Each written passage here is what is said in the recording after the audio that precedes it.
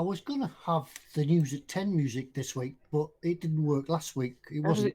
It ended up that it just was a failure, so I didn't do anything this week. How does the news at 10 music go? I don't recall it.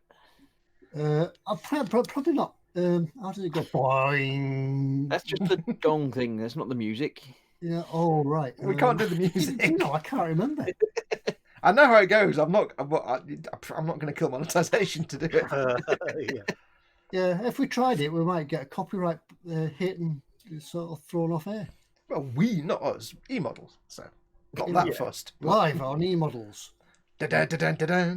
No, yeah, it doesn't have the same. Yeah, we need to be standing to present. I think. Yeah, I think what we need is some paper, and I'll stand. Yeah. You've got your trousers on this week, Ted, have you? Yeah. No, okay.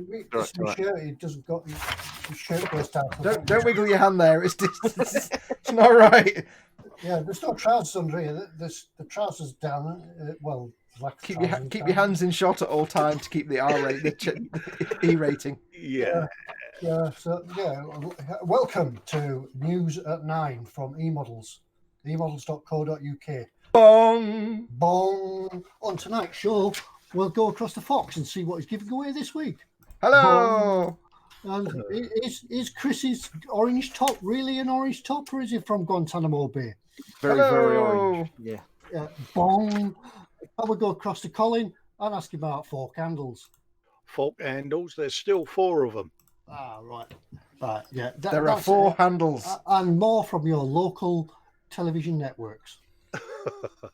Did you like my awesome camera work then when I was flipping between the cameras? It's all button presses, that is. I know, he's super profesh this week, eh? I know, it's not all lies. Was that good? Was it better than I didn't have a tie on. I didn't think. It was good because it was more disorganised than last week. The more disorganised, the better. Yeah. Well, welcome again. Once again, it's Monday night. It's Monday night live stream from Ted at eModels.co.uk. That's the email address, by the way, not just me, because there's 3 other guys here as well. And yeah, for all your fun shenanigans and giveaways, don't forget. Last week we were giving away the Airfix camera, kindly donated to us at the last moment by Pete, mate. Yes. So if you haven't commented on the video, there's still a chance to go across and do it now. Just put a comment on it, because I can't remember. I think it was some Australian, wasn't it? Australian comment. I'm going to guess it was an Australian fact of some sort. Go across to last week's video, comment underneath it, and you might your name might get pulled out of the hat by the random comment picker that random picks comments randomly. Yay! Yeah, bye. No. Wait, did you just say bye? Bye. Is that it? Done? Good evening and a different. Yeah. And now we'll pop across to no, we won't. We'll go across to Foxx, who will tell us all about the rules and regulations and the terms and conditions. Go. Yes, well, some good matches in the league tonight. No, it's not Sport Desk, is it? We're not doing the Sports Desk. No. Yes, I don't understand sport. Hello and welcome. Yes, this is your show as always. It's all about you having a good time in chat, and we'll just sit in the corner in the background, waffling away, and just talk rubbish for 3 hours or 2 hours. How long do we go for? I'm used to 3 hours now. It's not waffles. Yeah, waffles, fork handles. We go until I run out of gin, which is about 10 minutes. Yeah. So yeah, it's your show. It's all about you hanging out in chat and have us on in the background. We depend on you to give us stuff to talk about. So make sure if you're watching this and you can't see, I know there's a chat here, there's a chat there, but that's not the chat. You want to be in the chat where you can do the typing. For that, you need to be on YouTube. So click the YouTube icon that's down here in the bottom right corner, and that will take you to the YouTube page magically, and you can join in with the typey chat. And you want to, because we might do giveaways and stuff later on, but it needs you to be in the chat. Don't forget, of course, if you want to get our attention, we've all got the chat open in various places. I've got mine down here. Ted's is somewhere over there on his screen. If you want to get our attention, put your comment in big fat capital letters, or bold, as Ted likes to call it. Or you can do a super chat, which is a little dollar symbol at the bottom of the chat window. That will put your comment in a colour box, and we don't have any choice but to see that. Or if you need to, you can pop us an email. The email address is always up here. It's I'll have to remind it, because it's being on telly. I have to remember to look up there as if the thing is just here. Because it's just there for you, but I have to pretend in my world there's a little coloured banner here. So just in my imagination, there's a thing there. Ted at eModels.co.uk. Send your emails there. We do have email open, but we'll try and respond to them as we go through the show. And don't forget, one other thing. Don't forget, we all have Skype open now. And as you know, big Pete Well, mate. apart from me, I'll just go no. Yeah, Ted's a bit rubbish like that. Pete mate, the big boss, and Mrs. Pete mate, the bigger boss, have Skype open because they'll be watching it on their 458-inch TV in the kitchen. We're having a quick snifter of something. One each. Yeah, one each. What TV for two. And they sometimes watch of an evening. Now, we don't know, and we know, but you don't know. You don't know when Pete mate's watching. And if he is watching, he might come in the chat and be like, "Oh, secret shopper. Oh, you won't know." And also, he might suddenly send us a message saying, "Give this away." He might not. How do you know? That's why you have to stick around to the end of the show. At the end of the show, if we haven't given anything away, you'll know he wasn't watching. He might have still been watching, but he might not give something away. Yeah, there is that. Depends exactly which numbered glass of G&T is on. I'm still waiting for him to come in chat with the username of totally not Pete mate. Or Just mystery shopper. Yeah, but he'll have the eModels logo on it, won't it? He'll have the eModels icon. Yeah, not Pete mate. No, he'll have a little cartoon of Pete mate. Not a staff. Totally not staff. Yeah, not Pete and not one's not Pete, one's not James. Yeah. Bless him. So yeah, so it's worth sticking around to the end anyway, just because you never know when Pete mate or even James mate or any of them might pop in to chat or Skype. Sometimes they'll come in chat, but sometimes they'll pop in Skype and say, "Give this away, hey!" Yeah. And sometimes we have discussed in the past as well, haven't we, that to keep it interesting and for people that are actually in the chat, for people that have taken the time to come along and be in the chat, there might be something that's just available till midnight tonight. So Yeah. You never know. You never know. Got to keep watching. Yes. Yeah. Right. Have you done any terms and conditions? You have. Right. It's over to Chris then to. he hasn't done his fact of the day yet. Should we do that? Yeah. No, let's do your who's because they've had me for 5 minutes now. Let's do your who's in store. Yeah. Who's in know what.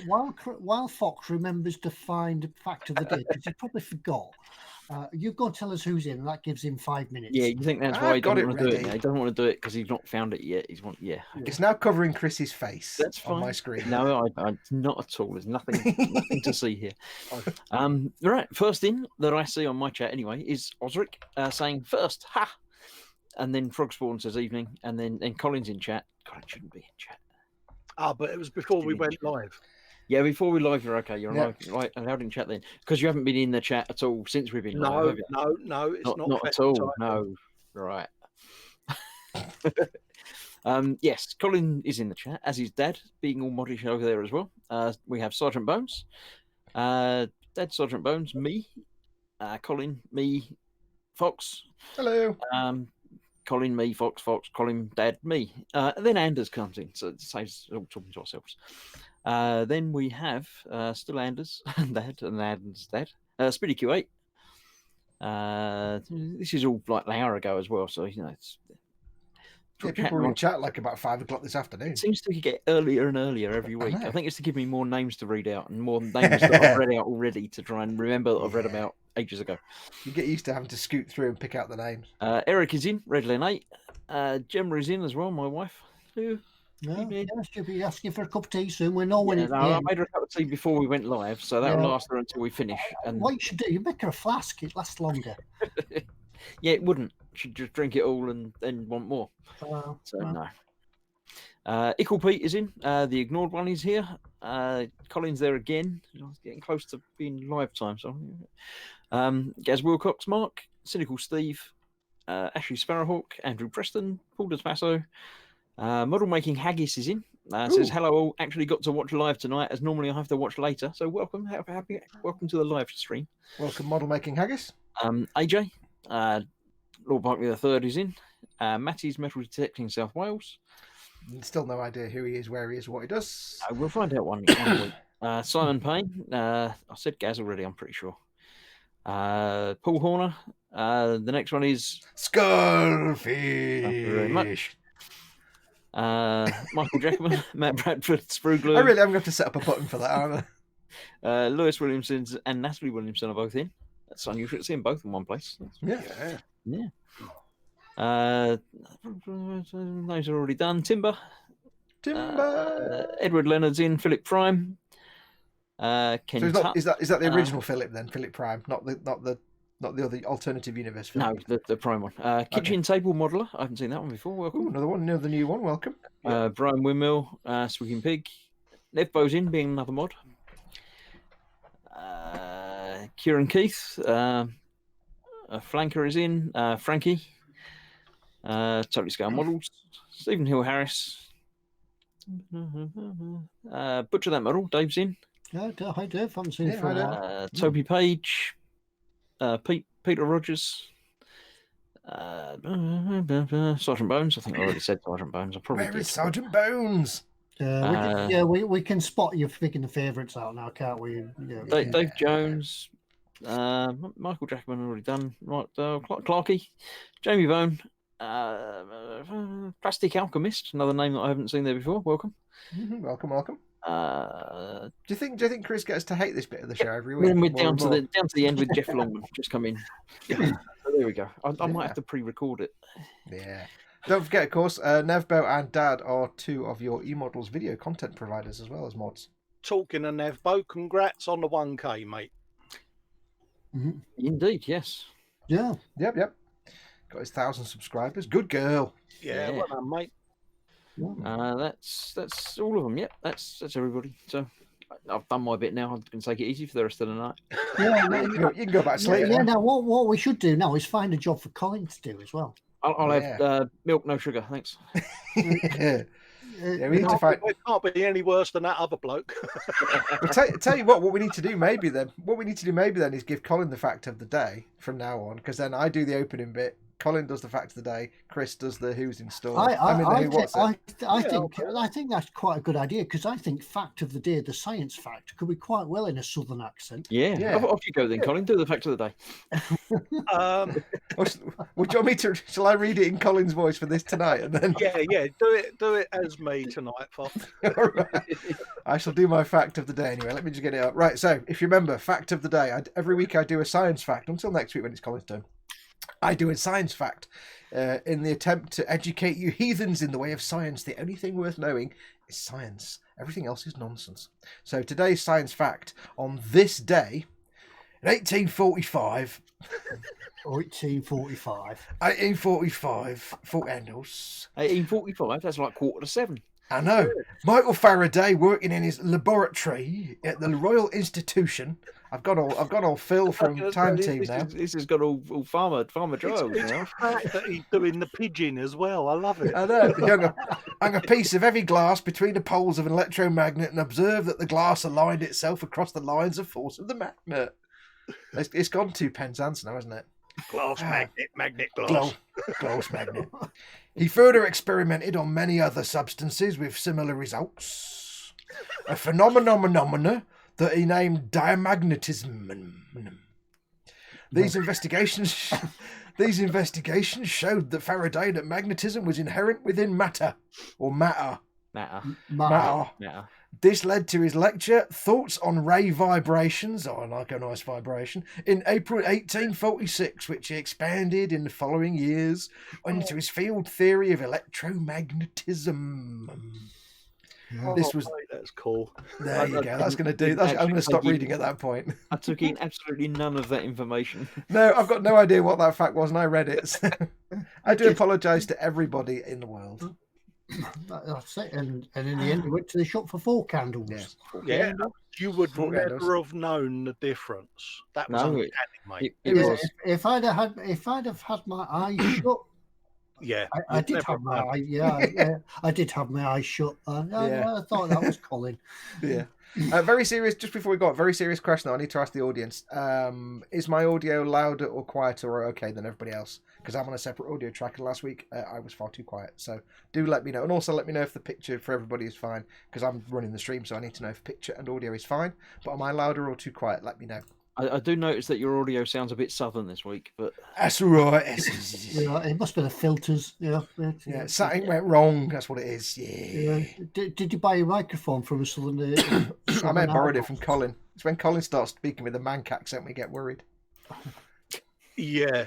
That's likely. I have enough trouble with mine.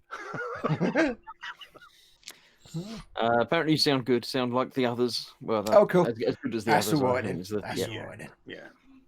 Well, Flanker said he's probably already gone because that was ages ago. He says, right, he's off now. We'll see you later. So I'll be watching us on later.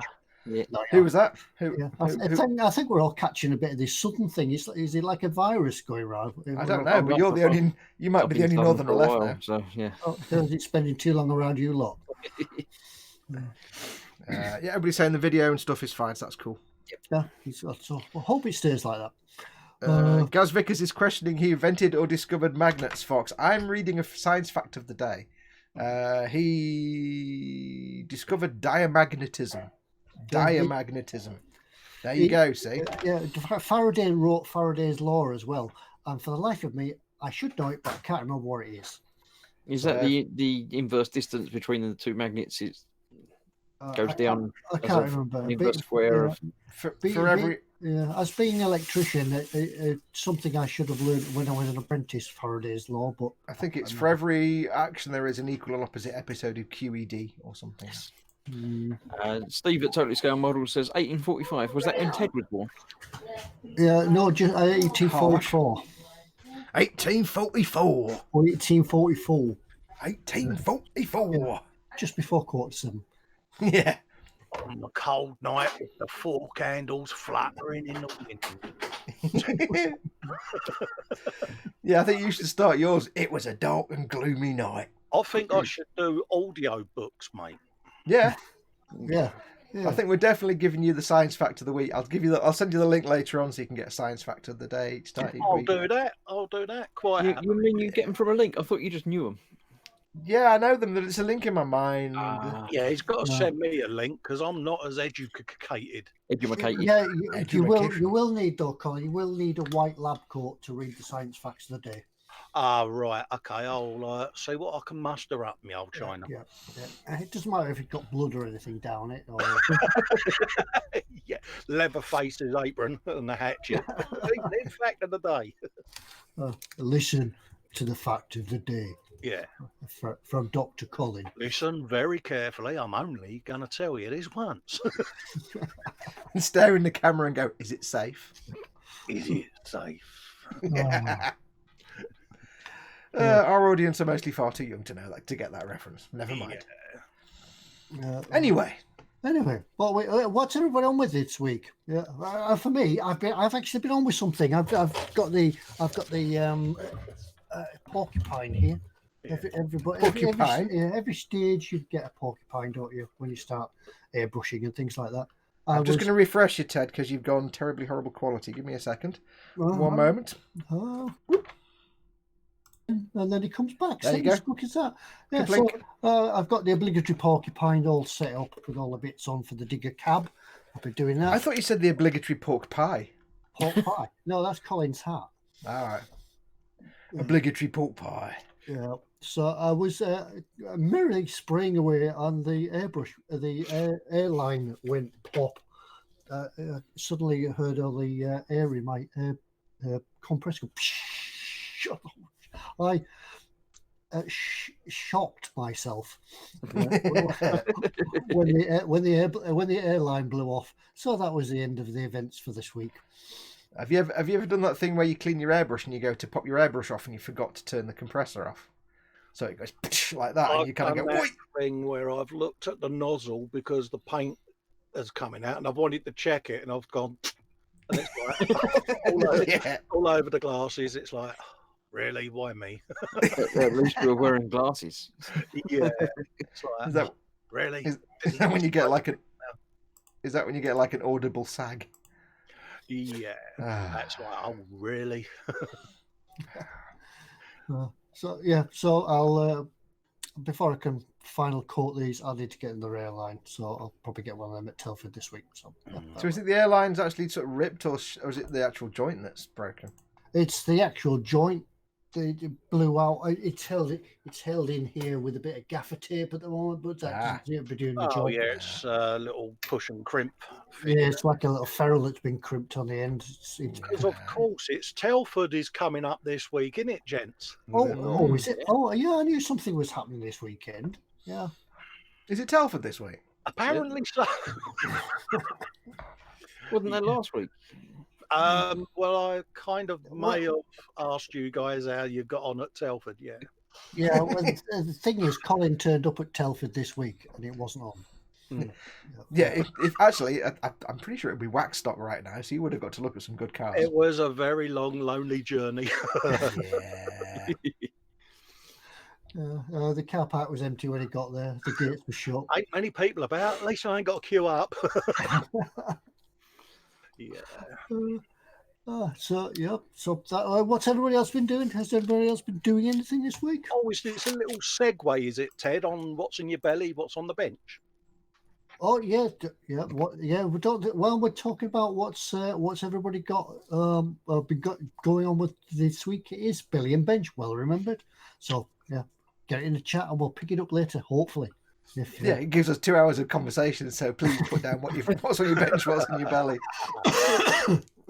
It gives us 90% of our content. With nothing in the belly, but I've got the Huey on the bench. So yeah. Oh, that's why there's nothing in the belly, because it's Huey. Yeah, it's Huey, mate. You know, it's a bit of videoage, and I've got the editing to do this week, so I'll be bunging a few episodes up. It's all to do with the live stream I've been doing, but I recorded which kit is it, dude? As well, so yeah. Which Huey are you building? It's the beautifully crafted Revell 124th Huey, mate. You got a mouthful of tongue there. Cheek full I of tongue. well there, didn't I? You did. You missed out all the words you're not allowed to say. I know, because I was looking at the post-it note as I was telling you. The one that says, "Don't swear." Revell's finest offering. It's lovely. I'd say hold it up for the camera, but I suspect that will just make it fall apart.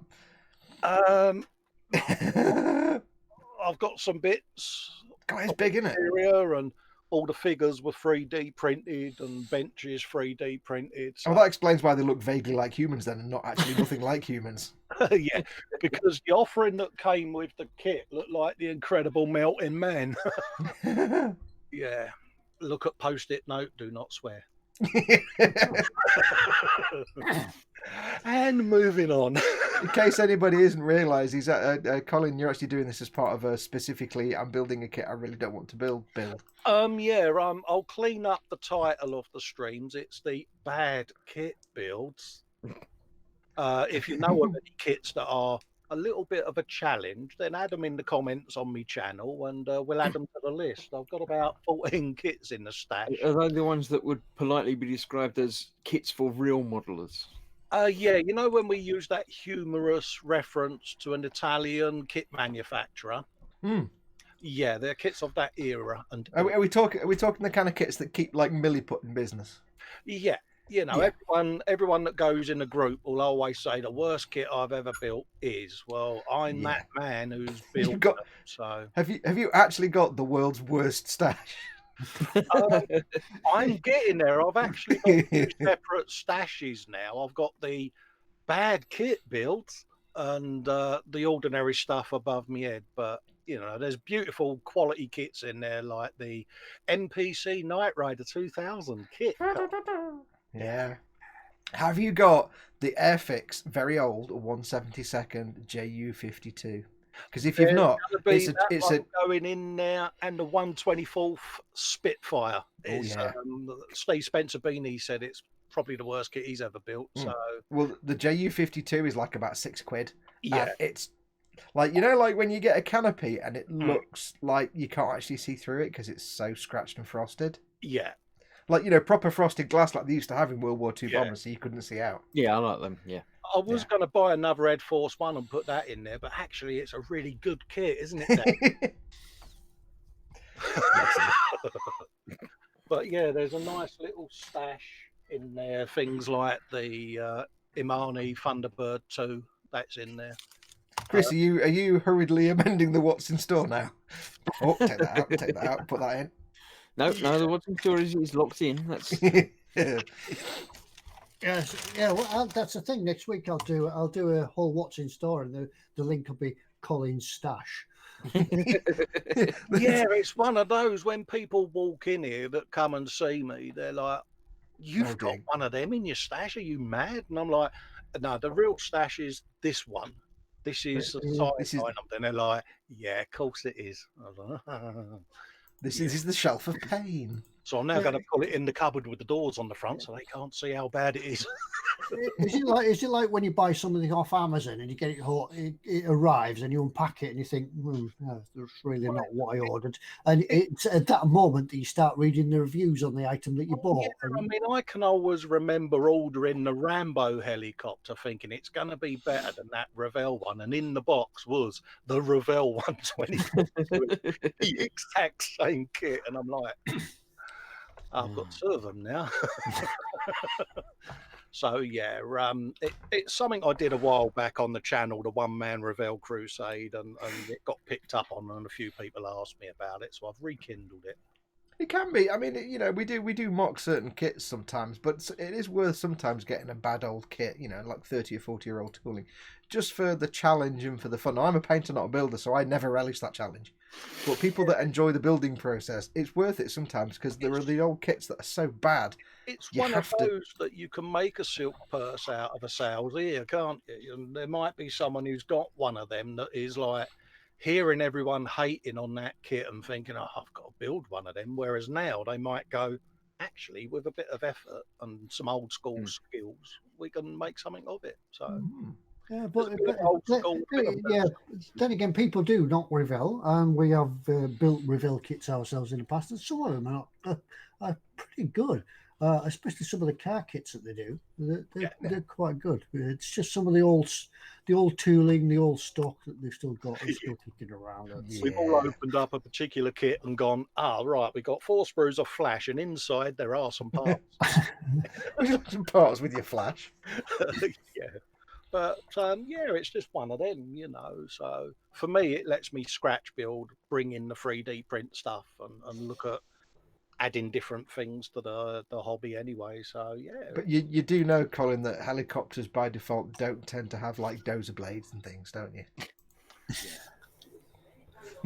Yeah, I'm having to be good on this one and limit my wild imagination, but. Anyway, moving on. Chris, what have you been building? Have you been doing anything this week? I've been doing absolutely nothing this week. Yeah. Oh, that's Come on. Yeah. Yesterday I did start doing some of these mini flying plane things from one of the Warhammer game things, which went together quite nicely. But not any real modelling, not yet. No. You'll wait until you get back from Telford with a huge stash and all the kit. And absolutely, yeah. We should do the talking about Telford, really, shouldn't we? Yeah, well, I'll probably pick up on that soon. So, Foxx, have you been? No doubt you've been busy as well. I know there's lots of streams and things been going on all week, so you've certainly been busy. Yes, I have spent most of last week putting decals on my master grade Cesabi. As you can see, I'm in the middle of it, so I've got some parts. This isn't even all. This is some of. I've got like 3 of these sorting trays full of parts. I have done some custom paint work. So, for example, on the fuel. Remember, this is a. I've told you before. This is a Master Grade Cesabi Vercar version Shanghai Dragons, because it's being painted up in the livery of Shanghai Dragons and in the style of Borderlands. So I've got some custom fuel tank paintwork. So I've done some stripies on there, with some custom 1/24 scale truck decals, because why not? Just silly, just to make it look silly. I've not done any of the ink outlining yet. That's to come. I've got to do all the outlining later. I've put little decals on. Today I've been adding a Shanghai Dragons decal to the piece of butt armour, which has been fun because my intention my attempt was to get a decal that goes across 2 separate parts. Like so it's 1 decal over 2 parts. And I kind of fudged it a bit because I cut the decal when it was still a bit movie. So it's a bit ropey around the edges, but that'll be cleaned up later on with weathering or black paint. So I spent a bit today putting that decal on. I'm quite pleased with that. And that's all I've been doing, really, working on that. And at the weekend, I did some Warhammer. I tried building my resin Deathcore Krieg figures and had such a bad time that I put them back in the box and put them back in the front room, and I'll never touch them again. So, yes, that didn't go well. Yeah, we did get a few messages about that while you were doing that. Yeah, the guys on Facebook, they got like a selection of very angry messages and comments and things in Facebook chats. I was not impressed. Not impressed. A goodly list of ammo for future reference.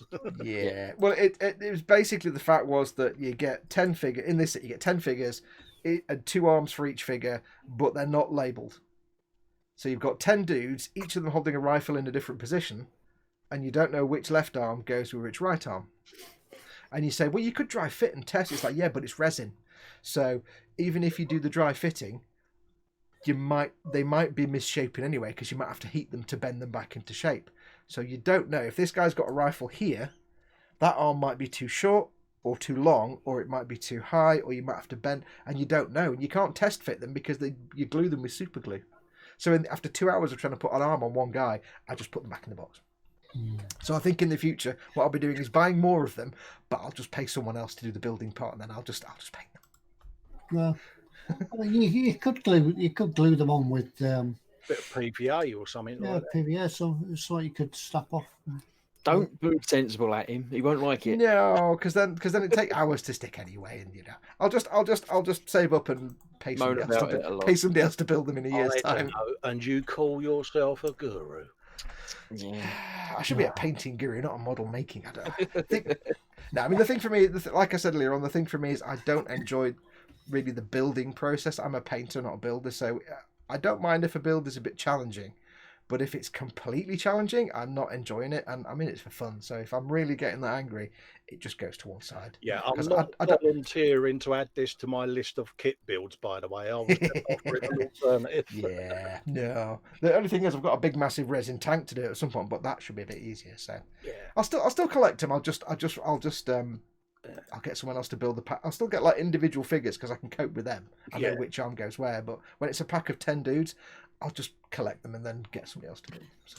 Evening, Mark. Mark's in chat. Sprue Surgeon. Hello. No, dude. Yeah, well, speaking about chat, we'll go back to chat and we'll have a look and see what's on in the billy and what's on the bench. And immediately, our first one I come to is Dave Cardboard, and it shows it's the time of year again because he says his billy is 3 Lemsips, 2 paracetamol, and a wagon wheel. House. That's like a bingo card, isn't it? Yeah, it's that time of year again. Colds and flu. Yeah. If you've got a cold and flu, don't come and meet me at Telford. Yeah, but what's on his bench though, Ted? On his bench is a large box of tissues. And he says, sniff. Yeah. So, get well soon, Dave. To keep taking the Lemsips. And take a tot of whiskey or a gin with it as well. Which one does? Yeah. Ted's medical advice is... Slap it on! Extra strong man flu remedies. That was the button then. I've got the special Ted slap it on button, but these guys don't know when I press it, you see. So I assume you've been pressing it all evening. I have to give an obvious cue when I say it, so these guys I think it needs to be more obvious than that. Yeah, I didn't pick up on the clue until after it happened. Yeah. If I suddenly stop mid-sentence, it means I've probably pressed the Ted button. If you might have holding up a banner that says, I've just pressed the button. Yeah, or a little light that comes on behind you. One of them lights behind you could come on. His hat start doing that. It's hard enough pressing the blooming button. Leave me alone. The next person in chat talking about belly and bench seems to be Jamie Bone. He says, belly, 6-pack of barbecue beef crisps. Oh, yeah.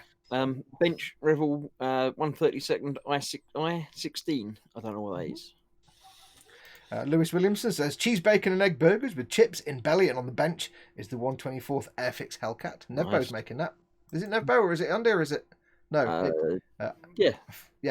Nevbo and Andy indeed, because they're the same person. Yeah, I know that's what I mean. It's not. Yeah, it is Andy, isn't it? Yes. I knew that. Why are you order? Oh, that puts my Telford one back into perspective. Kitchen table modeler is a new guy, so we can forgive him. He's just told us what's on the bench. He's building a fantastic Academy Models United States Marine Corps AH-1Z. Cool. Gives it 2 thumbs up. Yeah, we will sound knowledgeable about that and nod. Yes. Chancellor's building an AN-74, and in the belly, pasta, veg, and bangers. Oh, yeah. Sausages. Sergeant Bones says spam soup. I'm not sure if that's Oh, wow. I'm liking the sound of that. I like spam. Every time I hear spam, I think I'm on Python. Spam. And a horrendously over-engineered T55 from Mini Art. Yes, it is horrendously over-engineered, but very good over-engineered. It's a nice T55, Sarge. Come on, mate. 2-man uphills. You know you can do it. Yeah. Ostrich 9000 says bench a 148 Tamiya Sierra and Seaplane, and in the belly banoffee cheesecake. Mm, Any yeah. cheesecake is good. Yep, cheesecake. I used to hate banoffee when I was younger until I started liking bananas again, and now I like banoffee quite a lot. Never met the bloke. Mark Scope says bench, phlegm, belly, lemsip. Yeah, there seems to be a lot of that around. Yeah. There's a bit going around. Yeah, just make sure you wipe the microphone after you leave. Yeah. You. Cynical Steve says belly, homemade pepperoni and jalapeno cheese pizza baguette. Bench, an airlock scratch build. Scratch building an airlock. I'm so glad you said that one. Well, what words would you have had trouble with? Jalapeno? Jalapeno, yeah. That's the bloke. Nev Bone model makings, they have bacon butties, and he's got the Hellcat engine on the bench. Yes. Now he did tell me, that I should be expecting a new episode in the next few days. So he's going to send it to me, and I'll get it up on the eModels YouTube channel, hopefully this week. Oh, will it come with bacon butties? No, if it did come with bacon butties, they wouldn't get past my face. No.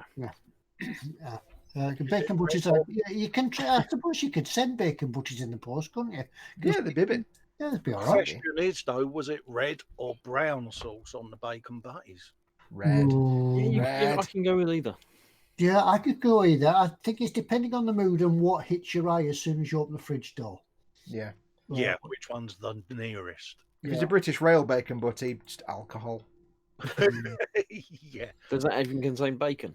No, it just blanks the bacon flavour. It just blanks the sandwich out your brain. Mark Dale says belly extra strong mint, more sickness. Bench painting a buccaneer I'll start that again. He's painting a buccaneer on an AC deck. No time for 3D stuff at the moment, sadly. Aircraft carrier deck. I'm assuming it's aircraft carrier. Yeah. Yes, not air conditioning.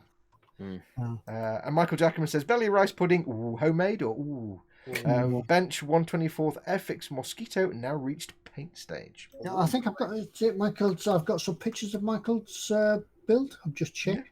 Yeah. Do you want to do them in a minute? Otherwise, we'll be. We'll carry on with this and remind me. And I've got some pictures of Michael Jackson. I'll slap them in my group page. I'm sure people in there would like to see his work. Yeah. Ted, don't forget to show the picture. You asked me to remind you. Yeah. And as well as that, there's the picture that you want to show. Yeah. Yeah. Don't forget. James Chapman says belly, chicken breadsteak, chicken pops, and chips. Bench, the Revel 1600 TOS Enterprise. That's the original series.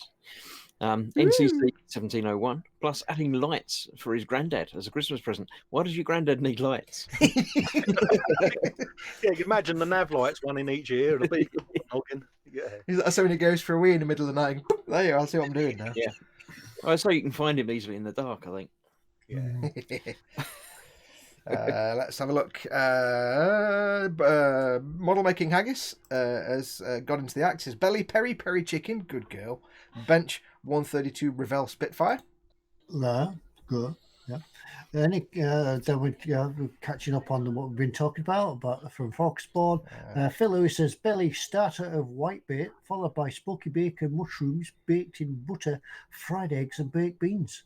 Oh, if anybody's not watched this show before, we want all the dirty details. Yeah, we don't just want pizza. We want to know all the filthy details. We want to know all them sordid secrets that are on your meal, mate. Yeah, but after that, I'm not bothered what's on Phil Lewis's bench. Yeah. I'm reading it and I've already forgotten. He said he's still got the Tibia Panther D. So. Yeah, I probably won't feel like after you've eaten all that, you won't feel like building it. Yeah, I'll leave that alone for now. I can't lean that far over the desk. What's we up to? Simon Payne has homemade pepperoni pizza, toasted sarnie, and a 172nd Arado ARE555. As I'm reading Impossible Target, I don't understand any of those words. Is that the little German overhead wing spotter plane thing? The little skinny one that looks really thin and skinny? Or am I getting that wrong completely? I have no idea. Where's Vincent when you need him? There he is. He's Vincent, he probably would have. Is the Arado the little thin, skinny World War II spotter thing he's playing? Reconnaissance plane. Paul Horner has some advice for Ted. He says, we use heat shrink tubing for indenting cables at work. Fix the split vacuum pipe on the old Sprinter. Sure, it would do an airbrush hose. Yeah, it might have worked if it was split, but it's actually forcing itself out of the ferrule. So they're fairly easy. They're re-crimping, but it's probably just as easy to buy another air hose. So, my chat jumped. Yeah, my chat just jumped. I can't. I don't know where we are now. Where was I up to? I was up to. Paul. The Tortoise Scale models. Oh God, there's a lot of chat. Just so you know, guys, there's a lot of chat. The ignored one says belly roast chicken dinner. Bench. Have we done that one? No, it's just someone else doing the same kit or same version. He says he's doing foil lining on the 1701D, so I assume he's doing lighting on it and lining it inside with foil for the nacelles. Cool. Oh, right. Yeah, I see what he's doing now. Yeah. Philip Prime's got a good one. Belly, vegetable stew and dumplings, mum made.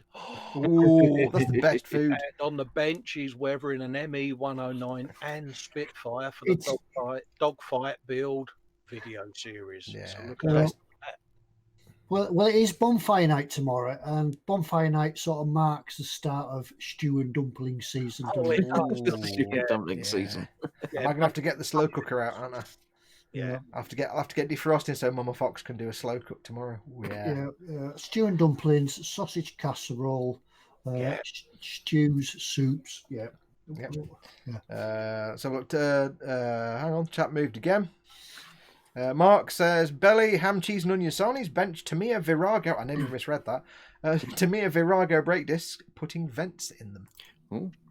Andrew Preston says sausage, chips, and beans again. Dragon USS Hancock CV-19 1700 scale. Full Hancock.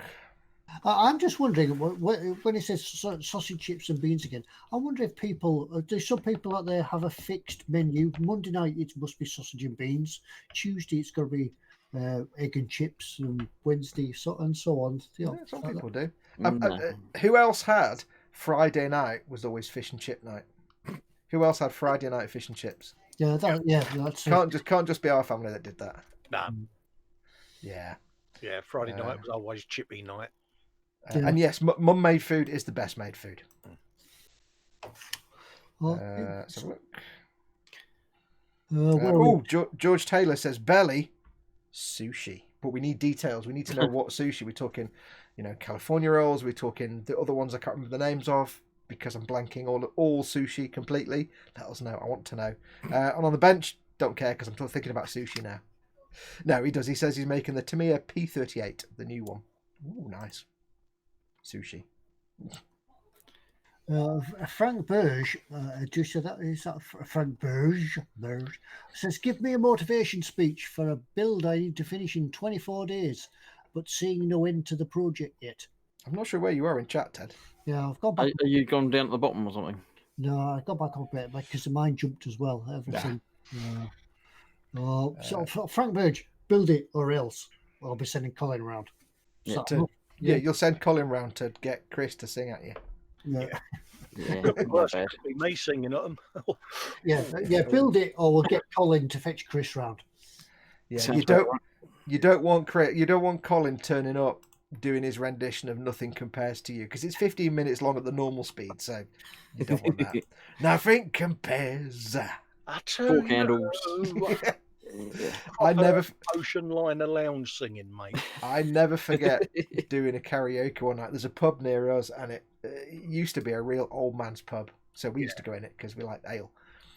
And for some reason, being that the average age in there is like 150, they had a karaoke night. And when you've seen like a 72-year-old Scottish guy who's got all his landing gear in all the wrong places because of the whatever he's been on all that night, and he's singing Nothing Compares to You without knowing what the hell it is. It's hilarious and horrifying at the same time. Oh yeah, we've all been there, mate, at the bottle parties, isn't it? Yeah. But it's always things like life. but have you noticed how it's always like Nothing Compares to You, which is half an hour long, Mac the Knife, which is 25 minutes long. Yeah. It's always the long songs they sing. It's like, oh God, please no. Old people in karaoke. Someone walking in with their shirt collar folded up, thinking they're Elvis. bit of that going on. Yeah. Uncle Dave thinks he's Elvis again. Look at the state of him. Yeah. The working men club singer. Proper lounge singers, isn't it? You ever seen Billy Connolly doing his drunken dad doing the karaoke thing? Or the ho. It's so funny because it's so true. Oh, is it me you're looking for? Oh, you don't get me going, see, because you'll get a full rendition. Have we got anybody watching now? Everybody's gone. I think they're all gone. Scared everybody off. Yeah, We're watching on mute. Yeah, that just led on from Frank Burge's motivational speech. So hopefully that's Yeah, we could always have a monthly karaoke corner. Colin's karaoke corner. Going but to his question, the serious question, motivational. I would say if you've got 24 days to build something, just take one day and do something else. Just take a day out and do something else. Either something simple on the bench that you don't have to think about, or just something else that's not at the bench at all. Just take a day out, because you don't want to, if you force it, that's when you make mistakes and you grudge build, and grudge building's terrible. Yeah. Just take a day, maybe 2 days, the most you can afford, whatever you can afford to do. Take a day or two. Sometimes I find a good way to do it. Like if you're building a tank, go and watch an old war film. If you're building a jet fighter, watch Top Gun or something like that. Yeah, and sort of builds it, kick the motivation back in. Yeah. Or even one of my favourites is if I'm building something that I'm getting frustrated with, I get the burnout and I'm like, oh, I can't keep doing it. Go and watch a YouTube video of somebody doing it. Yeah. Or if you're at the building stage, go and find a YouTube video of someone painting it. Because then you can look at that, you can say, oh, I could do that. But then you get enthusiastic for that stage. And you then get to power through the building stage because you're now focused on getting to the interesting painting stage. Yeah. So have a look around YouTube. Or if you like me, if it's just you're really frustrated, I just go and play video games for a few hours and it just wipes the slate. The last commission I did it with Tony's Tank series. I thought, well, if I get to that stage, I can watch the next episode of the tank build and use that as a motivator to get us through it, you know? Yeah. Yeah, or you could come and watch me on my channel. It'll get you to sleep, and 2, it'll get me an extra view. So well, if you really do need motivation, you can always watch the Professor Ted McSkipperton videos. Yeah, I must find time to get around and do some more of them when the situation's right here. You're such a philanthropist, Ted. Here's how you can help. You can come and give me clicks. Yeah, your next one you've got to do in a southern accent. I'm showing you the airspray technique. I show you how to fix the arrows. Arrows. This arrows is split. Yeah, the bow was broke, so I was left with the arrows. Jeff Longman says, I had to buy a widescreen monitor to watch Ted's sub build. Yeah. Right, I've completely lost where we're up to in chat. That was right at the bottom. I've skipped through loads. Yeah, I think we'll have to end up missing a lot of chat now because there's so much. I got hungry, so I thought I'd just stop reading it out. I'm getting quite hungry. Flankers S35, handy hints. Yeah, people are giving us their if any of you guys have got a handy hint as to getting motivated, because he's getting burnout. He's getting to the point where he's like, I always say the moment you're doing a build and you go, oh, that's when you need to go and do something else. But if you've got any handy hints for him as to how he can avoid that burnout, get your hints. We do have one hint. One was from it's moved Flanker, who said with typing somewhere there it is. It says Flanker S35 says, I watched Apocalypse Now when I was building a Tamiya ACAV. I tend to have a large background build, so if I do start losing my mojo, I'll do a bit on that. I mean, at the moment, I've got a big old Nimitz over there, you know, so if I'm struggling with the Huey build or whatever, I just put it to one side. I'll bring over the Nimitz, sit it down and just do a bit of fettling with that, you know, and take my mind off of it, and then it goes back and, you know, I had it with the E-Type Jag. That was my background build that I forgot to send Tony the pictures of. Isn't that the one that took about 8 years? Simon Payne does come back to the question earlier. He says the Arado ARE555 was a prototype intercontinental bomber by the Germans in World War II. Okay, that was a completely wrong guess by me. Thinking about at all, it was completely different. Yeah. Totally not what I was thinking about. Vincent's on about doing touch-ups. You'll get arrested for that. I keep telling you, behave. Where are we up to? I got down to the bottom. Yeah, I tell you what I'll do while I'm doing that. We'll show Michael Jackson. Oh yeah, pictures. All kinds of pictures to show. Yeah, don't forget the pictures, Ted. I'll just find them. While Ted's finding that. Sorry, I'm looking show them from my phone. I'm just making sure I've got the right. Right, I'll just get them up and then I'll do a screen share. Once I can find them, because I've moved my camera, by the way, so I'm going to have to give it a bit of this now and try and find. Ted carefully moved his camera so he could look like he was looking at the audience, and then realised that everything was behind the camera. That's why I moved my camera back, because I had the same problem. No, that's not Michael's. Flanker while you're doing that. Talk amongst yourselves for the moment. Flanker S35 says one thing you can do is look at reviews of really awful kits to make you realise how lucky you are. So if you're going through a bad kit, have a look at a review for a really awful kit. Right, I've got the picture. I've got the pictures up. Right, what we're going to do? Michael Jackman sent some pictures, and he mentioned before about his Mozzie build. So he did send us them. So we'll try our best to show you them. He says. Oh dear. Here we go. Right, so if you disappear, I'll see you all next week. Before you do that, I'm seeing the top of Colin's head. Are you typing things, Colin? No. Either you're typing or you've blacked out. We don't know which. That would be an ecumenical matter. That would be because you know we can see in chat and everything. We can see that. You do know that, don't you? Mum, they're picking on me again. Are we there, Ted? We're just about there. I'm just finding. We did get another picture sent. I can't remember who it's got sent from. There we go. He's He's typing. If you recognise your picture, yeah, do write to us and let us know. We had some pictures from. Right, I'll show you Michael Jackman's first. There we go. The picture. Yeah. Yes. And then. There we go. Oh, that's Chris. There we go. I'll lock it on. I'll lock it on Ted. There's a detail in which did you say this kit was? It's the 120. Hang on. It's the 124 scale Mosquito. Yep, FB7. I can't remember which kit he said it was. It's the Airfix, I think. Was it the Airfix? And the one behind here. No, not the Airfix. I don't know, but it's sure it's massive. It's me one. Well, we've done that all. No. Oh, it doesn't work, does it? Ted's broken the internet. Shall we not do that? Yeah, let's not do that. No. Yep. Sorry, Michael. I had a picture a moment ago, and now it's disappeared. So, I tell you what, stop sharing till I sort it out again. Yes. Yeah, Tom. Oh, sorry, Michael. I do have a picture here somewhere, but I can't find it. No. Camera. We need to not all go quiet because then it just stays on Ted all the time. We apologise for the slight technical hitch. Yeah. Yeah, you tell how professional we are. Yeah, but it seems to be going. It seems to be coming on this week. He said he's been hard at it all week with the cannons. I can't even open the mail now.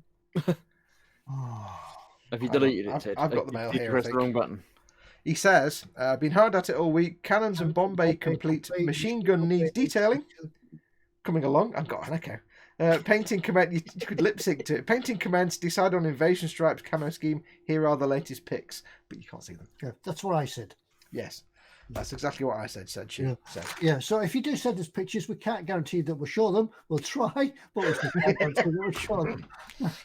If you do send us pictures, we'll show you Ted's desktop. Yeah, we can't guarantee we'll return them though. Yeah. Not that we're putting him under pressure, but Ted. Yeah, he does confirm it's the Airfix 124th FB7. Yeah. It's an Airfix 1, a very big chicken. Plastic Monkey says the Arado was also a float plane. They flew off the Tirpitz. That's where I think I know the name Arado from. Yeah. Where can we send pictures to? Email address is up there. That's not looking at me, is it? Hang on. Email address is up there. ted@emodels.co.uk. But we are completely inept, and we usually forget until the very last minute, 5 minutes before the show, when it's too late for us to put them on the screen. Yeah, what happens is that we usually get them on our telephone, on our phone, on a telephonical device, a telecommunication device, and then we forget to upload them onto the stream. Yeah. So that's how I do have the other picture. I found it. So I'll share the screen again. What really happens is that none of us look at the Ted at eModels address until 5 minutes before the show. And we go, oh, there's a load of pictures, and it's too late then. Yeah. So here is the other. No, I didn't press the button, did I? You haven't pressed the button, Ted. No. No. Tune in next week when you hear Dr. Bob say. Don't forget to share the pictures, Ted. Use moustache power, Ted. It's super effective. Yeah, there we are. The picture that was going to show you from the other week of James Chapman. He said he just passed his driving test and now he's teaching. Yeah. So he's teaching. Yep, good lad. Yeah, sounds fair. Just as well. So well done. Yeah, be careful out there. Yes. So that's a picture we should have sold last week, or was it week? But we didn't. Well, yes. We're so inept. But Ted's there we are. everything. Back to normality. I haven't broken anything. Yay. Not that normal. To spare Ted's blushes, we have a proper grown-up question. Totimo Gagin, he's one of my followers who's popped in tonight. Welcome. He has a question. I don't actually see the question, but it seems to be along the lines of, how do you top coat a metallic, like a proper shiny metallic? I don't know if he's referring to like some of the wax metallics or powder, like the C1 Metalizer, Ushi Van der Rohe and things like that, but glossing over metallics so they don't lose their metallic sheen. Go. I don't know. I've never actually done it because I usually find the metallics are so shiny that I just leave them. Any ideas from you, Colin? I wasn't paying attention. I was scrolling up looking for what he was on about. You were typing things in chat, weren't you? Colin, you're at the back. Yeah, put that down and listen. No, I'm not. I may have been typing a bit earlier, but fingers on lips. That boy with the hair. Yeah, I've not found a gloss coat that actually doesn't dull the metallics. Most metallics a bit. If it's just acrylic metallics like normal paint, it doesn't really matter. But if it's like powder metallics or like the wax paints, oil paint metallics, I've not really found anything. Alclad Aqua Gloss is supposed to be quite good at not affecting them too much. And there's the Vallejo one, that name I can't remember, that's also supposed to be for metallics, that's supposed to not dull them down. But most gloss varnishes, if you spray it over a nice shiny chrome or metallic, will dull it a little bit. Yeah. I would say, if you can, plan your paint process so that if you can make in any way the metallics the last thing you do, then if it's a shelf queen, if it's going to go in your display cabinet and never be touched again, you don't have to gloss varnish the metallics. I've got in my cabinet downstairs a 2.5 foot tall mega sized Unicorn Gundam completely done in C1 Metalizer, and it's got no gloss coat on it, but it's never touched, so it might get dusted occasionally with a fluffy brush. I mean, I've got some of the Agama buffer balls that I use for high shine metals because, like you say, you're not going to be touching the kit or handling it in any way, so that'll work. Ushi's pretty good for it as well. Yeah, Ushi Van der Rohe. C1 Metalizer and Ushi Van der Rohe are very similar. I think the only major difference is that the C1 is not flammable. Yeah. Not that the Ushi Van der Rohe is going to burst into flame, but it's very fine powder and sparks. It can, so you know. Oh, it's unflammable. Yeah, it's non-unflammable. But yeah, I mean, I've used the AK True Metal. And it does give a high shine. Depends on what type of metal you're using. This one's steel, but it does give a high shine. I do believe that once it is dry, you can overcoat it with a gloss varnish. But once again, I never did it. So well, you had the advantage that your metal bits were inside a U-boat, so they're never going to get touched. But plus I use the copper or brass for the ammunition in the tank as well, so it's not going to get touched. So. A couple of people in the chat, Phil East and Andrew Preston, have both said that Vallejo metal varnish is good. Yeah, that's the one. I couldn't remember the name of it. Yeah. There is one they've done specifically for metallics, and it is supposed to be very good. There was also one from AK. AK released the gauzy stuff, which is the big pot you can dip clear parts into, and they released a varnish specifically for metallics. But I've never used it, but I did hear tell that there were issues with it flaking. But this was a couple of years ago when it first came out, so it may have been changed since then. They may have improved it, I don't know. But yeah, generally, if you can leave it unvarnished, you'll get the best metallic effect. Just if it's going to be in a cabinet and never touched, if you can, just leave those bits to the very end. Yeah, some of the buffer balls will probably do the way to go if you're not going to be handling the kit. Yeah, and just don't play with your models. That's the easiest way. And sell the children, obviously. Just sell the children. Right, it's about time for me to do my what's in store, isn't it? Ooh. Oh, is it that time already? Hey, Hang on. it's, Can I do one more serious question before you do? Okay, I'll sit quietly and not answer this one. Oh no, go on. You do that. If you got a question, No, go so for I it. Go. haven't got a No. question. I thought you had a question. I was going to do what's in store, but if All right. go for it. Well, I'll just do this one quickly because it'll go away if I don't. I didn't see it. Flanker S35 says, serious question. I currently mainly paint with Tamiya and Model Air, so is it worth investing in Mr. Colour when I buy new shades? Yeah, they're just as good as Tamiya. They're just as unbrushable for the most part as Tamiya. If you're airbrushing though, it's absolutely fine. They're just all more different colours. There's never any harm in having more colours and more paints. Expand your paint collection to whatever you want. Mr. Colour paints, the lacquers are really good. You can brush them, but they are really good. They're good as airbrush as well. And just expand your paint collection. There's never anything wrong with that. Just don't use Vallejo primers. Yeah, I've seen people that have gone out and they've bought a whole range of a new paint that's come out. They've bought the complete range, and it's sat on the shelf, and probably they've never used half of them. Just buy paints as you use them. If Tamiya don't have the right colour, buy another brand. Yeah, I just compared on the paint charts to look for an equivalent by another manufacturer and try their paints out. Don't get stuck with just having one paint brand on your shelf. Yeah, don't be loyal. Just one thing to keep aware, because some of the Mr. Colour paints are lacquers. Never, ever, ever put those on top of any other kind of paint ever. Because they will potentially eat into and destroy acrylics and other kind of paints and enamels. So if you're using the lacquer paints, they're fine as base coats. Anything can go on top of them, but don't ever paint them on anything other than other lacquers, because your paint job will be ruined. Doesn't matter how dry it is, it will still go through.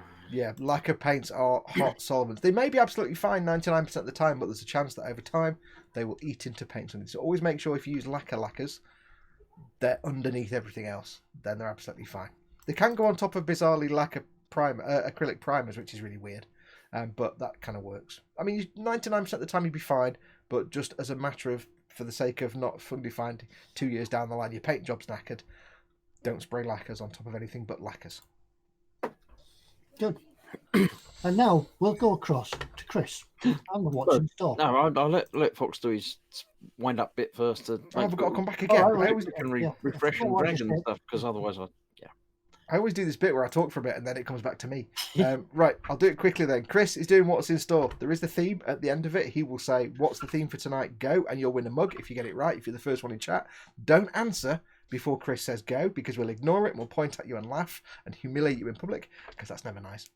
But before that point, there's always a lag now between the video and the chat.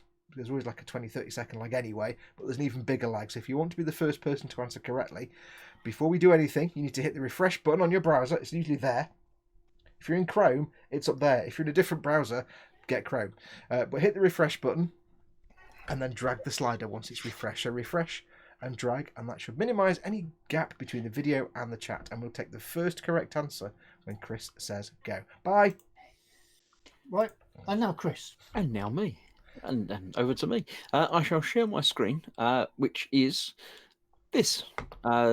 Starting with the Revo 144 Saturn V rocket. Now, I've done one of these, and they're all right. The tube wasn't particularly tube-shaped. It did take a little bit of shaping and moulding to get it round again. You had one job with that. Yeah. It's a tube, and you got it wrong. The painting's quite good fun on it because of all the black and white masking and stuff. And black and white, obviously, being quite opposite, is fun to do. Because it's not smooth either, is it? It's not smooth. It's got little ridges on bits of it as well. So yeah, it's a good learning experience. And obviously this year is anniversary, isn't it, of 50th, 60, 50 years, 1969. Years the moon landing. So yeah. If there's ever a time to do it, now's the time. It does come with all of the little landy bits, and it all separates into the stages. I don't think they give you any more pictures or anything, but yeah, it's a fun kit. And my favorite moment of the entire Apollo missions, apart from when the astronauts were kind of goofing around on the surface and fell over a few times, was when Capcom when the Eagle actually landed, and Capcom replied with, "We copy you down, Eagle. where you've got a bunch of guys turning blue down here. We're breathing again now. Thank you. Yeah. Yeah, I mean that's one of them kits though. It's like that education, isn't it? We've all sort of built planes and things like that, and you've got to build an Apollo 11. Yeah, absolutely. I mean, this is the kind of kit that I remember when I was a kid, and that's going back to the 70s with the old Airfix one. So it's kind of legendary. Just at the end of the room there, I've got an Apollo 11 because I'm doing the paper launch umbilical tower for it. So, Ooh, nice. Yeah.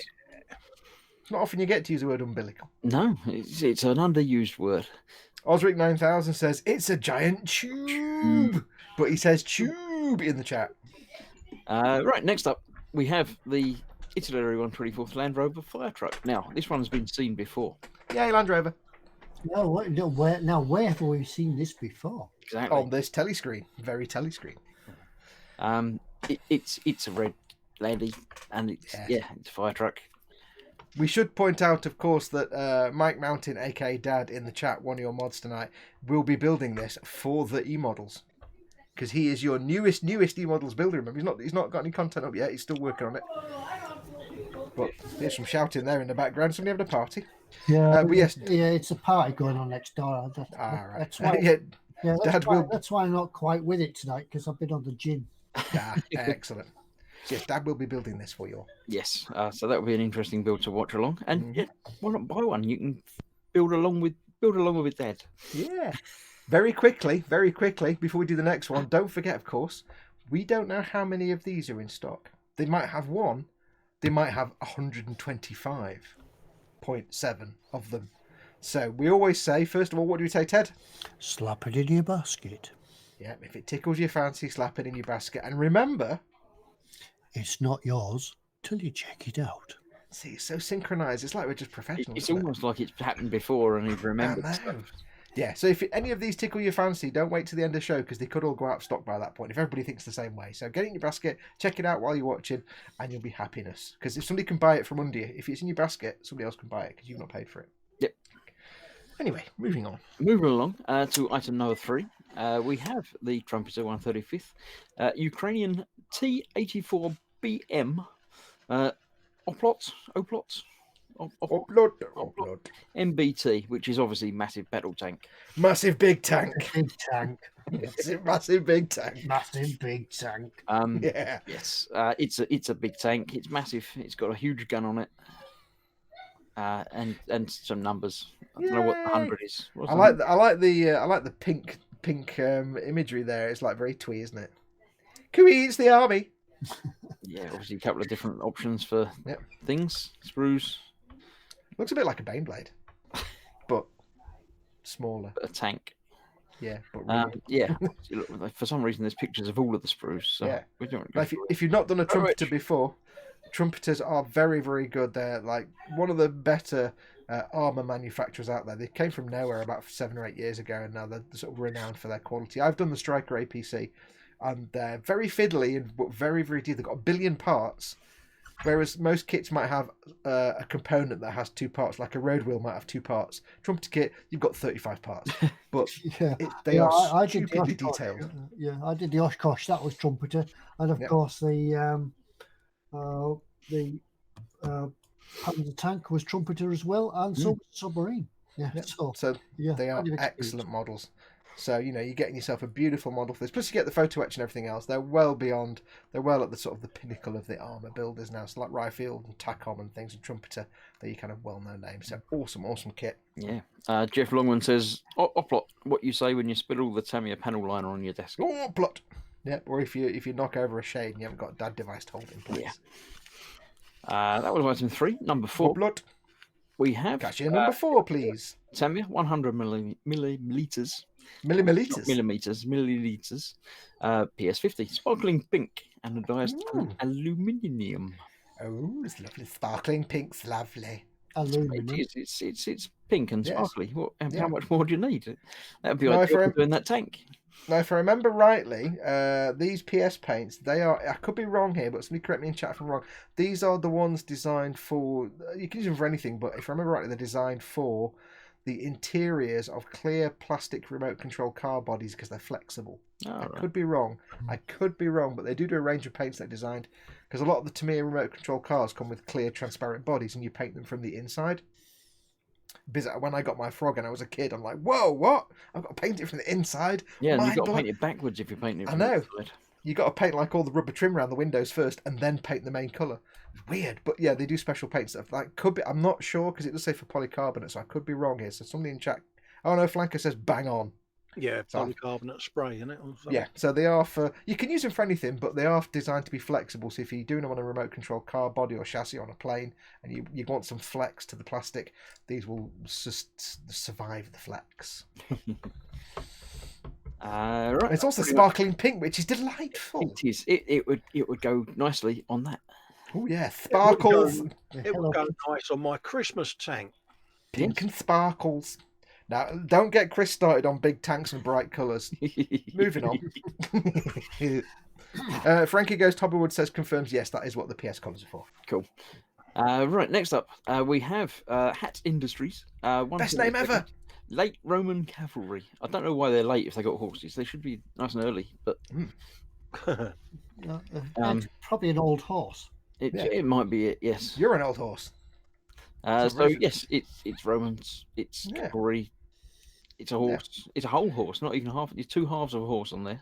That's double the fun. Then it's double bubble. That is, you get not just half a horse, but a whole horse. Yeah, I love the fact that. I love the fact. Horse. Sorry, mate.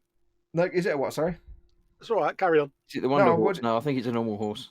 No, it looks like there might actually be 24 figures in there. I'm not entirely. I can't imagine they give you one. I mean, it's 1/72, so they're pretty small. So probably what it says in the box there, 24 times little person, maybe. These are a few people have said in the past, why do people even make kits like these? And I have to say, first of all, Hat Industry, best name ever. But people say, why do they make these little like 1/72 like Spartans and Romans and things? These are designed for tabletop wargaming. That's what they're for. You can use them for anything. You can make little dioramas, but normally these are actually designed for people that do not like your Warhammer stuff, but proper old school tabletop wargaming that's always like Napoleonic or Roman, and that's why you get things like the Romans and you get like Celts or you get the Goths. There's a lot of people, and you get the Zulus, and it's amazing. So if you're into tabletop wargaming, these are great. You can get a load of these. Yeah, if you think a Warhammer tabletop game with lots of figures on it is a lot of figures, you want to go see some guys playing the Napoleonic Waterloo or something like that. There's thousands of them. Yeah, because they do it. Tables all joined up together, and because like the tabletop gaming, the wargaming thing, there's obviously the fantasy type stuff like your Warhammers and your Malifaux and things like that. But you have the proper historical reenactment where it's they're recreating actual battles, and they can be fascinating to watch. And it's even more detailed and precise than something like Warhammer. You think Warhammer with measuring things? No, proper tabletop wargaming, they're measuring. It's just insane. But yeah, that's what these are for. Also, I need to point out that I learned recently that the Roman horses were actually more like ponies. They've kind of discovered from archaeological digs and records, the horses that Romans brought over weren't big horses like we know. They were like little stumpy ponies. Well, everybody was smaller them days. Well, Chris is still small, but them days they were smaller. I would be considered big back then. So so you see that dude on his horse there being all like, "I'm a Roman, I'm on a horse, look at me, I'm terrifying." But in reality, it'd be on some little stumpy thing. Yeah, that was probably trying to kick him off. On a little pony called George. Absolutely. Yes. Right, and the last one this week is AK Interactive Chinese Power book. Yeah, just buy Chinese Power. Just buy all the companies. It's a book about power and the Chinese power. So obviously, lots of reference pictures and details and stuff in there. I keep thinking Minecraft when I see the green. Yeah, I keep the digital camo. Oh God, don't mention digital camo, Chris. You know what? No. Now. I won't mention camo anymore. Yes, so it's a book. It's got lots of information in there, so it's always awesome reference guide. 44 pages of information. Yeah, and these kind of references for model makers, they are fantastic. They are brilliant resources, even just to give you ideas for you don't even need to be building Chinese armor, but just to give you ideas for how to do paint jobs and different color schemes. Because I've said this before, sometimes coming up with a color scheme for something is one of the hardest things. It sounds really simple, but just deciding what color to paint something can actually be a really hard thing to figure out. So stealing ideas from other people that have done all the work for you is always a good idea. Well, that's one thing I find about painting tanks, because tanks feature quite well in that book. When you paint a color scheme on a tank or a camouflage pattern, it never looks. I find that mine never looks as professional or as good as the ones in the book. So you try and copy it. You try to think, oh, I'll be different. I'll make up my own, and you sketch it all out and you paint it, and you think that looks pretty rubbish. That you start again. It's never as authentic. Yeah, but that's what I love about some of the modern manufacturers. Like if you go back to when we were kids, and it was like Airfricks and your Humbrolls and your paints like that, and you just bought the paints and that was it. But you look at some of the manufacturers now, like AK and Vallejo and Ammo, that actually they don't just make the paints; they also kind of teach you how to use them and how to get different effects. And I really like this. There's so much reference material and tutorial material now that it was just 10 years ago, none just didn't exist. They just sold the paints and that was it. There you go, learn. If you go to the eModels website as well, there's a huge list of books that they sell and reference material. They don't just sell the models; they sell a vast amount of books as well. Because when we go down to the store, there's I think above James's desk, just to the side of the counter, there's a huge rack of books. Oh yeah. So if ever you're stuck for ideas, or you're dry on imagination, just snag one of these. And they're 30 quid, but it'll last you for years, and it's full of. I've still got the Ammo by Mig Painting Mecha book, and it's only like 30-40 pages. There's so much stuff in there that I can rip. I mean, they use as inspiration.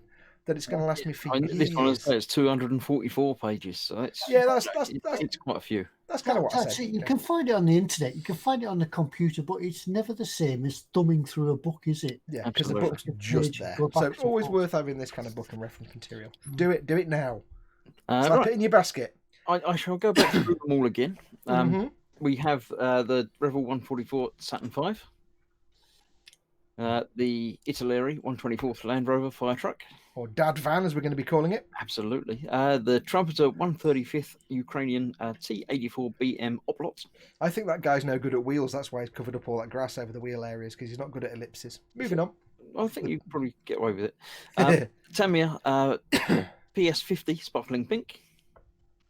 The Hat Industry 172nd Late Roman Cavalry. Hat Industry. And finally, the AK Interactive Chinese Power Book.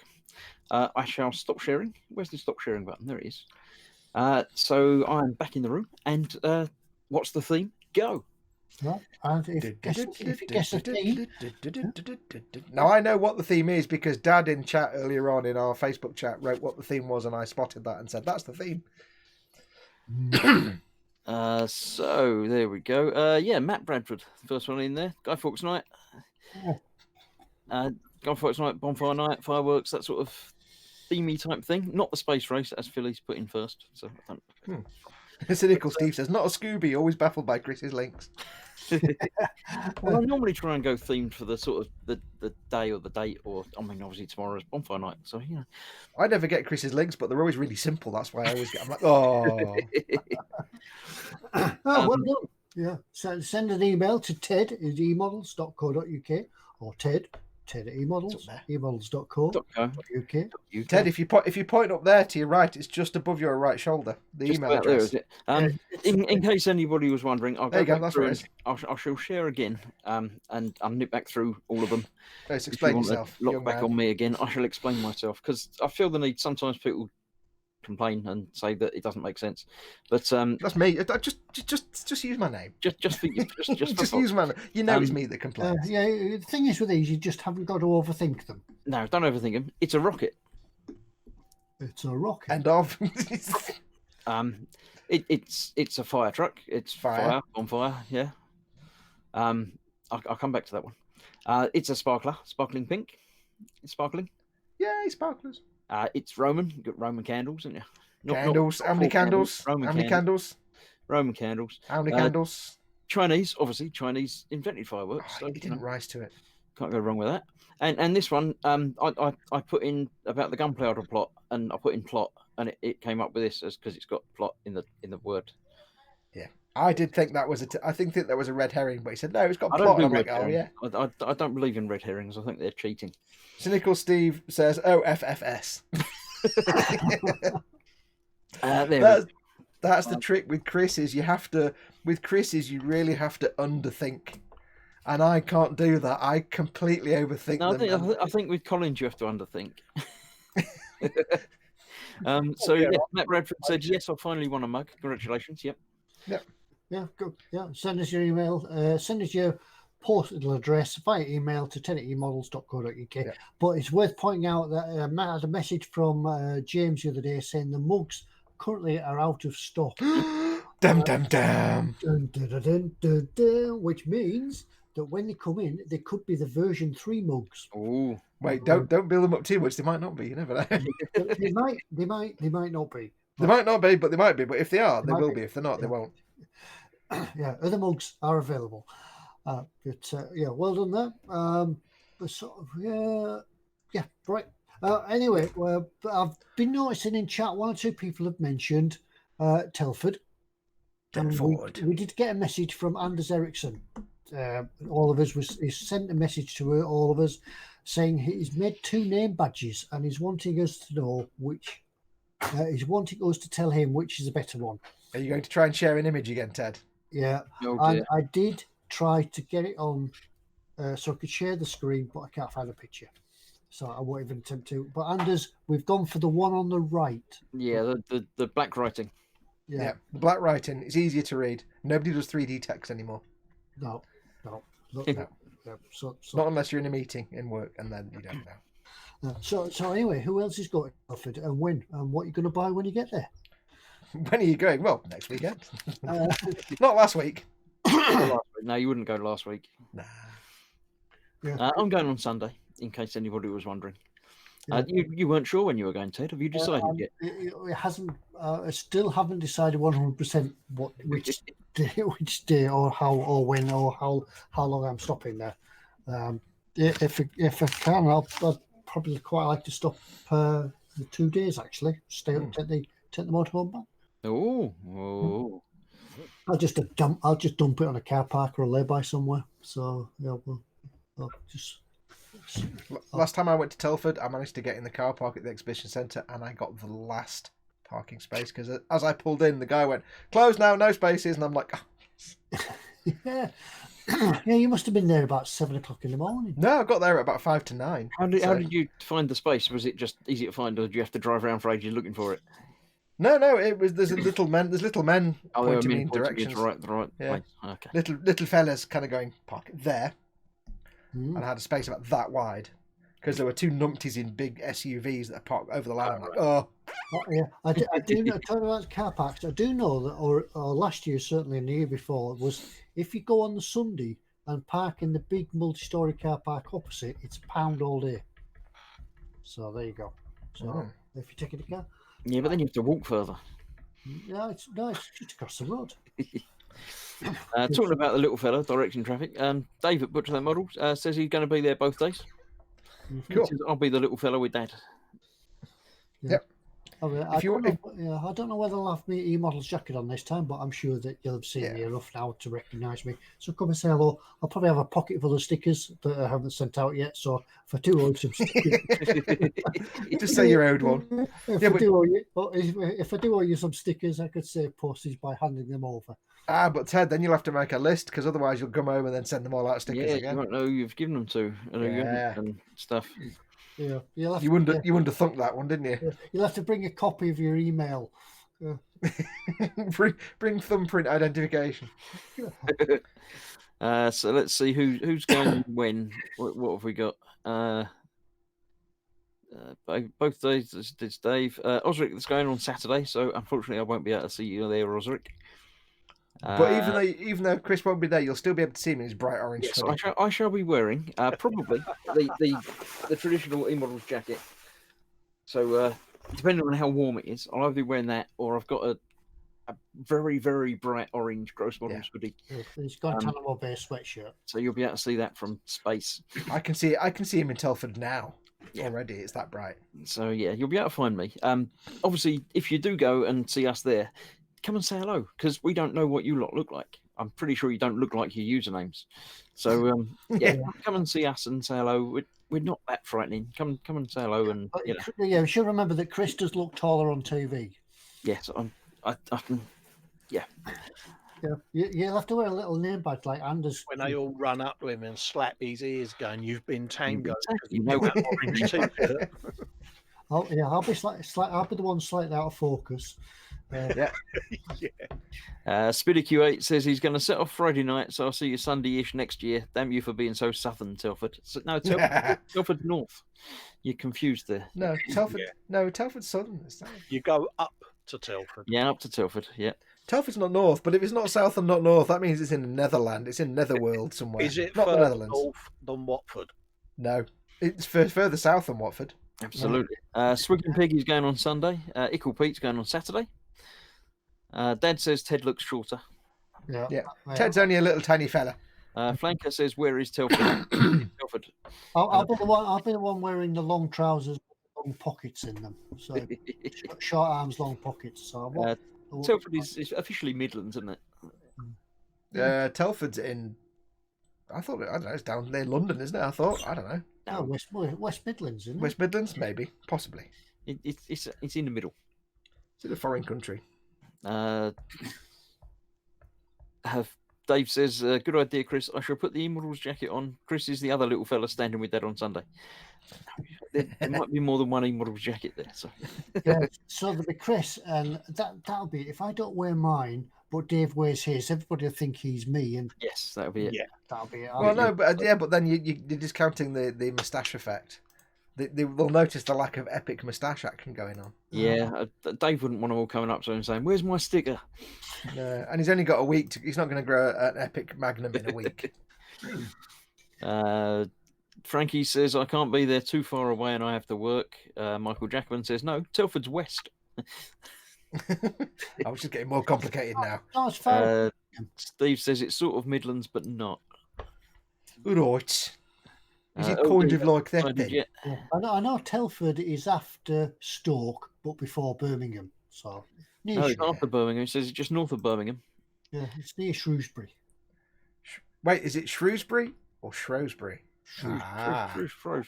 Very. See, I heard tell that it depends which side of the river you're on. On one side it's Shrewsbury, on one side it's Shrewsbury. Does it? It might do.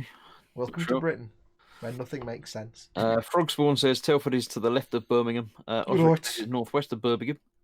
Birmingham. Not far from Birmingham. Spruglu says Foxx will be the one in the mankini.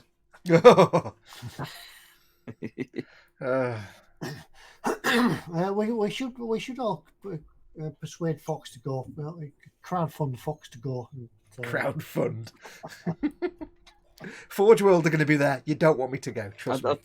I don't know if Foxx has actually decided yet if he's visiting or not. I'm probably not able to make it. So yeah. Glenn G gives us specific information. Telford is 13 miles west of Birmingham off the M54. So, like I said, southern. Northern. Birmingham's north. Southern. Yeah. When we went on the road, Chris, wasn't it? There was a big arrow, the north. Yeah, the north. It even tells you on the roads that's where the way it goes. Yeah, but you weren't in the north at that point. You were still south. Oh, did the arrow point into a centre of a big black hole that was circling anti-clockwise? Yeah, it was like going into Royston Vasey. It was like, now we're going back to 1942. The way to know if you're in the north is to ask someone, is 2 + 2, does that equal 5? And if when they say no, it takes more than 3 seconds, then then you're in the north. That's how you know.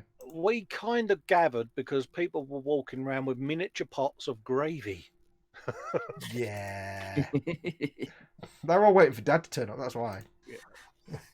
Yeah. Michael Jackman says, "I'm getting tired. I want to build a Canberra bomber after the Mozzie." That was Is that a subtle hint? I see what that's got to be the most It's being subtle. Yeah. It is 10:30. Is that my cue then to do That's the your shut up cue and do then. Yes. Okay. Last week we were doing things, and this week we're doing other things. So there we go. Whoa, too specific. I know I underthink things, but that's ridiculous. Talk. I need to clear my throat. Give me a sec. Oh dear. Last week we had a prize. I still had it. I've got it there. Yes. Did I actually turn my microphone off then? I don't know if I did. Sorry about that. We gave away, or we're in the process of giving away, the FX 148 BACEE Canberra WT. While you're talking, I'll lock it on me and screen share it. You carry on. There we go. Well, that was it. I've just done it now. Okay. Yes, it's the big red, white, and blue plane. It is that puppy. There it is. We are giving this away. I took the mickey out of the paint job last week. Not the actual paint job, but the red, white, and blue. And then somebody got really offended. Aviation history means nothing to me. So yes, we're giving this away. It is a brand new Airfix tooling. It's new, which means it's going to be nice quality. It looks fantastic. 148th, which means it's kind of, you could probably fit a child in it. Yeah. And it's rather large. Travel to Telford in it. Yeah, you could just get on the back and tie it to the back of your car. And this is what we are giving away. So all we asked you to do was go on to last week's show and put, you know what I haven't loaded up? Oh dear. Last week's show. Yes. I've got last week's show. That's no use for me though, is it? Hang on, let me find it. Oh dear. I've got to do finding now, haven't I? There we go. Let's go to tonight's show and then press pause really quickly because we don't want an advert. eModels, I know there's quicker ways to do this. eModels UK, last week's show. Was it the 28th last week? Yeah. It would have been, yeah. Yes. Right, so here we go. So we asked you last week to put a comment on last week's video. No, that's the wrong one. Oh, wait, I've got the wrong... Oh. That's 28th of the 10th. That's the right one. Oh, I got the title wrong, didn't I? That's right. Right, yes, I got confused then. Right, so yes, we asked you to put a comment on about Australia. Never said we were organised or professional on this show. I do like it that it's not just me that messes things up. Oh, really? Oh, you take pride in the stuff we screw up regularly. Yeah, you can't do it in such finesse that I do it. Yeah, we just kind of I can do it quite finessely when I'm not actually on camera because I can panic quietly. But yes, we got some amusing comments. We asked you to comment about Australia. Australia, the home of the Urukanji box jellyfish, the size of a thimble and will put you in hospital for a week if it touches you, from Osric. Have any of you guys got the comments open? Only what we can see on your screen, really. Oh, okay, I'll read them out then. Let's have a look. Lewis Williamson, when I went to Australia, I got stopped at customs and asked, do you have a criminal record? I replied, I didn't think you needed one to get in anymore. Yeah, I remember that one. Actually, I've still got it there. Red Leonard 8 says, I forgot how to throw my boomerang, then it came back to me. Stephen Hill Harris says, what do you call a lazy baby kangaroo? A pouch potato. The duckbill platypus, what you get when you rummage through nature's spares box, says David Foxx. And Mark Scope says, Paul Hogan, in my opinion, Australia's greatest export. Agreed. Yeah. Anyway, let's crack on. So we've got lots of comments. Now, if you haven't had a chance to put a comment on there, I'm going to give you a minute. A minute? A minute's a long time. 1 minute. You've got 1 minute to put a comment on there. So we'll... Ted, sing for a minute. I'm just looking through the comments to see if there's any interesting ones. No, there aren't. Barbecues. I read that twice. Australia, land of barbecue, sunshine, Kylie, and more importantly, everything will kill you. Yep. Yes. Yep. Yeah. Australia is roughly 9,440 miles from our mighty island. Sergeant Bone says, that's not a fighter. Looks at some American jet. This is a fighter. Whips out the Canberra. Andy M says there are twice as many kangaroos than people in Australia. I don't know if that's a true fact. I can now see that all the late comments that were coming in was that's Australia for beer. Spider Q says comment on the video doodah. Comment on the video doodah. Yeah, they're all putting last minute comments in. Yeah, Straya, home of the rotary clothesline and sandwich maker. Straya. Good night. Rotary clothesline. I like the sound of that. Right, so that's near enough to a minute. Right, so if you've not put a comment on there now, you're just too slow. So what we're going to do, I have the YouTube random comment picker. You've still got a few seconds while I'm doing this. You've got the. I'm going to get the URL from the video. I'm going to make the noises because you have to make the noises.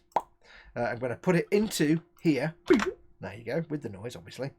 I'm going to load the comment. So if you've not put a comment on by now, you're too slow. Yeah, I think 35 seconds. Phil Kett put Australia, home to most of the world's deadliest species. 35 seconds ago. That's not bad timing, is it? That's all right. So there we go. So we've got 48 unique users. So are we ready to pick the winner of the G'day Bruce? G'day Bruce. Like Bob Cooper. I don't know why, but Bob Cooper is a great Australian name, and I just made it up. The Bob Cooper Canberra special. Right. So ready? Give me a countdown, someone. 5, 17, 16, 15. 1. G'day. What kind of accent was that? The winner is the ignored one, who says a great funny crew. Not an Australian comment, but that'll do. I guess that was put on in the last few minutes. The ignored one, well done. You have won yourself. You've won yourself the Airfix 148 BAC AA Canberra WT309. Yeah. She's a beaut, mate. So well done. You've won yourself that.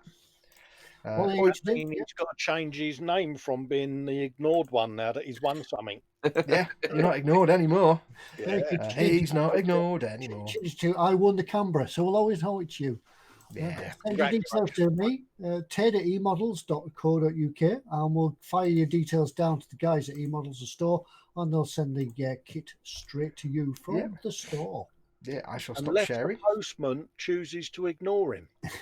Yeah, that's also possible, yeah. There we go. So well done, buddy. Well done. Email address up there. I'm not clicking on me, am I? Email address up there, like Ted said. Send it in. Put in the title of the email that you won the Canberra, so we can spot it in the inbox and send it straight on. And the guys at eModels will send that kit out to you. So well done. And if you get a chance, do put a picture up on the eModels Facebook page, either that you've received it or when you build it and paint it, whatever, just so we can have a look and see how you got on. Well done. Good. I like giving stuff away. It's brilliant, isn't it? Yeah. I always get that warm, fuzzy, fresh from the dentist feeling of happiness. It's the feel-good factor, isn't it? Yeah, it's that warm, fresh from the dentist feeling of clean. It makes me feel good. Yeah. Good. Right, after all that, I think it's about time to wrap up for this evening, because we've got to go and have a lie down now and get ready for Telford at the weekend, which is happening at the weekend. Is it Telford this weekend? How'd you get on at Telford next week? Yeah, we're not going to let that lie, Colin. You know that, don't you? Nah, that's up there, isn't it? It's like, yeah, we've all got our little Achilles heels. Yeah. So I shall be there one of the days, if not both of them. I shall probably post up in various Facebook pages that some of us might be members of, what days I'm going and where you can find me. I usually tend to arrive around about 10 o'clock. What time do you think you'll get there, Chris? I probably aim to get there for 9ish when it starts. Yeah. I don't think the doors open until 10 anyway, do they? No, not 9 for members of the International Scale Model thingy. Oh, are you a member? I'm a member. Yeah, I think you get in free. Yeah. The irony is I'm a member, but I always forget to book tickets, so I just end up having to pay there anyway to get in at 10 o'clock. Now, don't forget, folks, if you do see Ted, you need to ask him to say, "Slap it on," because he'll love hundreds of people asking him to say, "Slap it on." You get your money's worth out of this. Say what? He know. don't do anything. What? Because every time you ask him to say, "Slap it on," it makes us laugh. Yeah, exactly. Like what you're saying, he just goes quiet. What? Yeah. So make him say, "Slap it on," and he'll love you forever. I really hope the audio goes through on that, because if not, that joke is entirely dead. You've been waiting all the live stream to use that, haven't you? All you've got to do is walk up to Ted and press him on the nose. Just walk up with a big... And you have to do it in the voice of Fester. Yeah. What people can't see is that on my button deck, I actually have a button with a picture of Ted on it. That's how I know it's the Ted button. It literally has a picture of Ted on it. Yeah. Cartoon Ted, obviously, because otherwise it'd be creepy. Yeah. What does Ted say, says Philly? "Slap it on." Yeah, I will be available for autographs as well. Yes. And he'll just write, "Slap it on." People will be doing selfie videos. Go on, Ted, say it one more time and you'll be like... Ted, we will turn you into a meme. Yeah, we will get you on 4chan as a meme somehow, and you'll all He's the going to kids. be like our equivalent of a Go Compare man, isn't he? Yeah, Slap it on. you'll be forever known as the slap it on guy. Slap it on. Yeah. Yeah, I should have got a T-shirt, shouldn't I? Oh, should slap it on. Slap it on. Maximum slappage.